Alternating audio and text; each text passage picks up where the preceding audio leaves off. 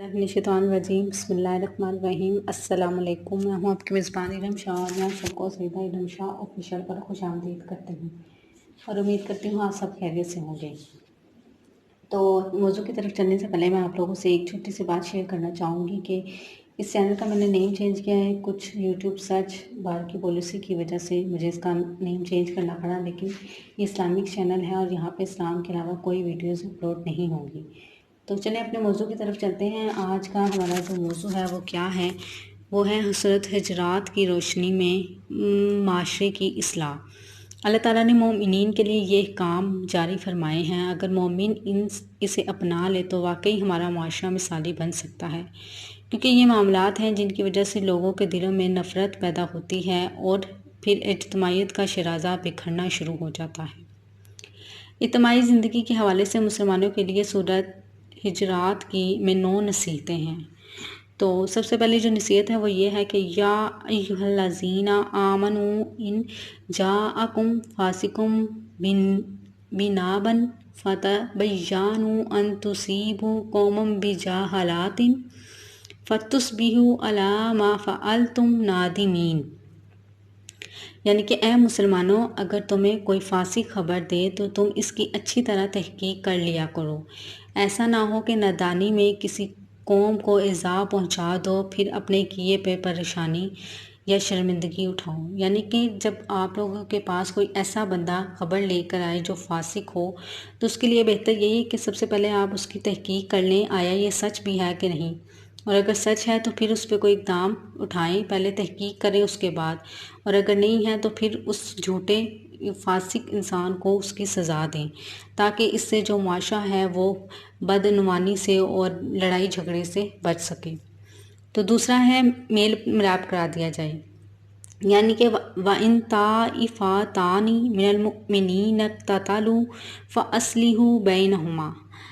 और अगर मुसलमानों की 2 जमातें आपस में लड़ पड़ें तो इनमें मेल मिलाप करा दिया करो।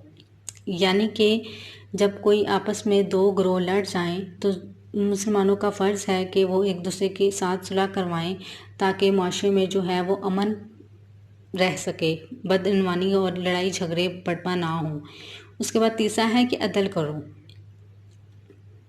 फ़अस्लिहू बैनहुमा बिलअदली व अक़सितू। तो फिर इंसाफ के साथ सुलह करा दो और अदल करो। यानी कि आप दोनों जो गिरोह हैं उनमें इंसाफ के साथ सुलह करवाएं और आपस में जो भी गलत हैं उनको बोलें कि मतलब अगर एक गिरोह गलत है तो उसकी गलत की हिमायत ना करें, जो गलत है सिर्फ उसी के ख़िलाफ़ जाएं, सही के ख़िलाफ़ ना जाएं, और आपस में इनके दरमियान अदल के साथ सुलह करा दो। उसके बाद चौथा है मजाक ना उड़ाओ। या अय्युहल्लज़ीना आमनू ला यस्खर कौमुम मिन कौमिन असा अन यकूनु खैरम मिनहुम वला निसाउम मिन निसाइन असा अन यकुन्ना खैरम मिनहुन्ना। यानी कि ऐ ईमान वालों, मर्द दूसरे मर्दों का मजाक ना उड़ाएं। मुमकिन है कि ये इनसे बेहतर हों, और औरतें औरतों का मजाक ना उड़ाएं, मुमकिन है कि ये इनसे बेहतर हों। यानी कि आपस में एक दूसरे को बुरे अलकाबात और बुरे मजाक ना बनाएं एक दूसरे का। हो सकता है कि जिसका आप मजाक बना रहे हैं वो आप लोगों से बेहतर हो। और इसी तरह मर्दों को भी मना किया गया कि वो मर्दों का मजाक ना उड़ाएं, और औरतों को भी मना किया गया कि वो औरतों का मजाक ना उड़ाएं। उसके बाद पाँचवा है ताना जनी ना करो। वला तलमिज़ू अनफुसाकुम। और आपस में एक दूसरे को ऐब ना लगाओ। यानी कि अगर किसी का कोई ऐब, अगर पहली बात तो अगर आप किसी का कोई ऐब नहीं देखते तो उस पर बिला जहमत तोहमत ना लगाएं, और अगर देखे भी हैं तो उस पर पर्दा डालें, क्योंकि अल्लाह ताला फरमाते हैं कि जो दुनिया में किसी का पर्दा रखेगा हशर वाले दिन मैं उसका पर्दा रखूँगा। उसके बाद है छठा जो है, और ना ही एक दूसरे को बुरे नाम रखो, यानी कि बुरे अलकाबात से ना बुलाओ एक दूसरे को। वला तनाबाजू बिल अलकाब। और एक दूसरे के बुरे नाम ना रखो, यानी कि एक दूसरे को बुरे अलकाबात से नाम बुलाया जाए। जो नाम है, जिसका जो नाम है उसको उसी नाम से बुलाया जाए, बुरे अलकाबात ना लिए जाएं। उसके बाद सातवां है बहुत गुमान करने से परहेज़ करो। यानी कि या अय्युहल्लज़ीना आमनू इज्तनीबू कसीरम मिनज़्ज़न्नी व इन्ना बाद ज़न्नी इस्मुन। اے ایمان والو بہت بدگمانیوں سے بچو، یقین مانو کہ بعض بدگمانیاں گناہ ہیں، یعنی کہ بدگمانیاں نہ کرو کیونکہ بعض بدگمانیاں ایسی ہوتی ہیں جو کہ گناہ ہوتی ہیں۔ اس کے بعد 8واں ہے ولا تجسسو، یعنی کہ کسی کی عیب نہ ٹٹولو۔ اگر پہلی بات تو کسی کی آپ کوشش نہ کریں کہ لوگ بہت زیادہ آج کل معاشرے میں ایسے ہیں جو دوسروں کے عیب ٹٹولنے میں لگے رہتے ہیں، ان کو خود کے کام کو چھوڑ کے دوسروں کے عیبوں کے پیچھے لگ جاتے ہیں، کیونکہ عیب اور ویب کا حساب کرنے والا صرف ایک ہی ذات ہے، وہ اللہ تعالیٰ کی ذات۔ انسانوں کو انسانوں کے عیب نہیں دیکھنے چاہیے، کیونکہ کوئی بھی انسان ایسا نہیں جو عیب سے پاک ہو۔ آپ میں ہم سب میں کوئی نہ کوئی عیب، کوئی نہ کوئی برائی ہے۔ اگر ہم کسی کے عیب ٹٹولیں گے تو کل کو کوئی ہمارے بھی ٹٹولے گا۔ اس کے بعد 9واں ہے تم میں سے کوئی کسی دوسرے کی غیبت نہ کرے۔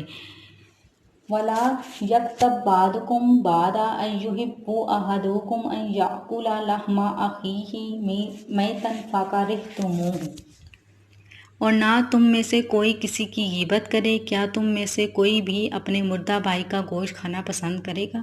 کیونکہ آپ اور میں ہم سبھی جانتے ہیں کہ جو غیبت کرتا ہے وہ اپنے قیامت والے دن وہ اپنے مردہ بھائی کا گوشت کھائے گا۔ تو ان جیسے گناہوں سے اگر ہم بچ جائیں، خود کو ان چیزوں سے دور رکھیں، تو انشاءاللہ مجھے امید ہے کہ ہمارا معاشرہ جو ہے وہ خوشگوار ہوگا اور ہمارے معاشرے میں جو اصلاح ہے وہ اچھی ہوگی۔